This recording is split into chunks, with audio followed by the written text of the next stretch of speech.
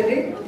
அடுத்ததாக நாம் பார்க்க இருப்பது, நம்ம எப்போதும் சொல்லும் போது தமிழ் கலாச்சார பண்பாட்டை பார்க்கும்போது கலை அப்படிங்கிற விஷயத்தை இயல், இசை, நாடகம் அப்படின்னு 3 விஷயமா தான் பிரிப்போம்.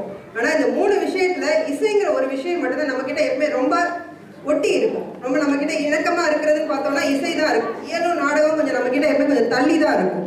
அப்படி இருக்கும் போது இப்போ நம்ம முதலா பார்க்க போறது ஒரு இசை சம்பந்தப்பட்ட ஒரு நிகழ்ச்சி தான். அதுவும் பாரம்பரிய தமிழ் பாரம்பரிய கர்நாடக இசை கொண்ட ஒரு நிகழ்ச்சி பார்க்க போறோம். நமக்கு அதை வழங்க இருக்கிறாங்க செல்வி ஸ்ருதி அவங்க. Die nächste auf dem Programm ist eine kanadische Musik.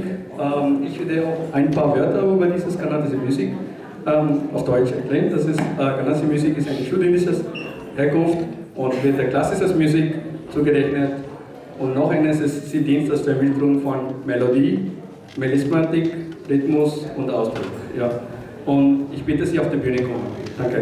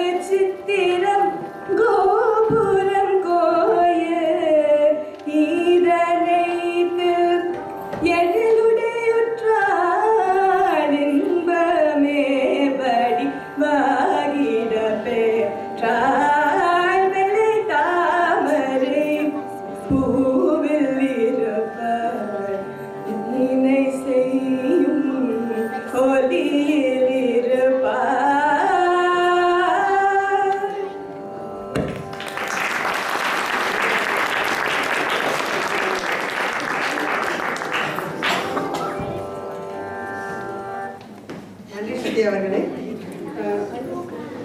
இந்த பாடலோட மற்ற தனித்துவம் அப்படின்னா என்ன சொல்லுவீங்க?